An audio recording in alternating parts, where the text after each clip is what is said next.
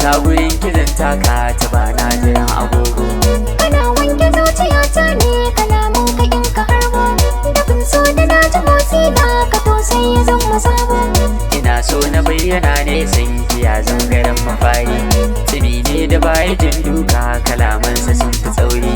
Idan ba da kai ba na kasa kananan cikin jini na, ina mantuwa da kai na ba na manta ka ko suna.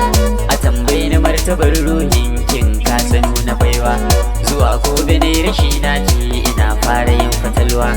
Idan za a tambaya sanyi a neme shi can a wurbe, cikin zuciya makami na ka wallahi ya fi tumbe.